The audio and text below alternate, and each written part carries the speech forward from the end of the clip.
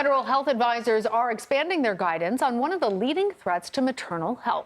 The U.S. Preventative Services Task Force recommends pregnant women undergo regular screenings for blood pressure conditions at every prenatal appointment.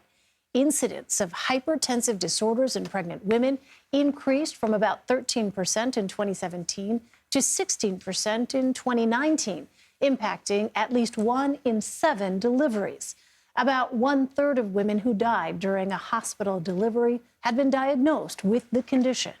Joining us now is Jessica Shepard. She's an obstetrician and chief medical officer for Verywell Health, an online wellness resource.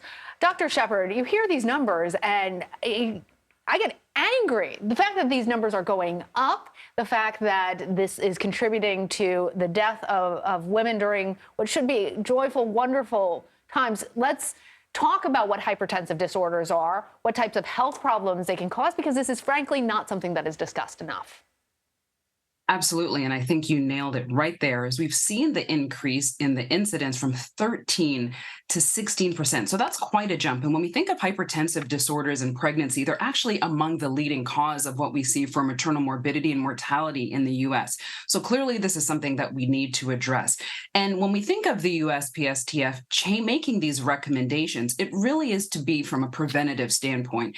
As you saw that the actual recommendations were to check blood pressure all throughout the pregnancy, because what we have seen with these hypertensive disorders in pregnancy is not only are they strongly associated with a severe maternal complication, it is something that can be preventable if we're able to track it. And that is the important part, is using the ability to track the blood pressure throughout the pregnancy is going to help make better decisions, help to educate the patients on what's happening with their blood pressure, and also decreasing that risk of morbidity when we see preeclampsia, when we see chronic hypertension that is going to go throughout pregnancy, especially even in the postpartum timeframe. We do know that there are a lot of people for that 6 weeks after pregnancy that will have significant complications just from hypertensive complications. Wow. So, Dr. Shepard, what are some of the risk factors for someone to develop a hypertensive disorder?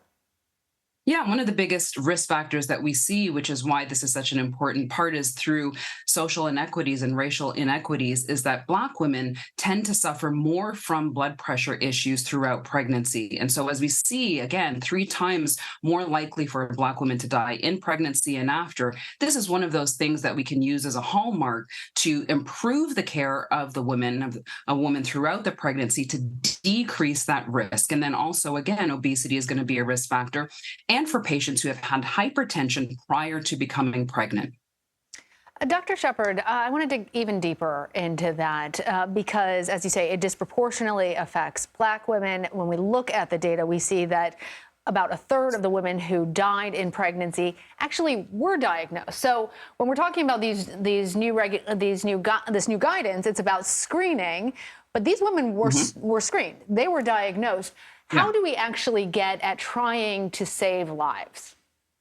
Absolutely. I think that's really the crux of this message, is that even though we are doing these preventable actions and measuring blood pressure, there is a difference in when it's diagnosed into when someone has a complication, who has that complication, and also the care that they're getting. We do know that there's a decrease in tertiary care, in acute care for Black women during pregnancy. But also another thing that we have heard in studies is that when Black women have issues during pregnancy, are they being listened to? So again, I think there's a critical part that we need to bridge, and this is one of those first steps. All right, Dr. Jessica Shepard, thank you for joining us, and thank you for all that you do. Thank you.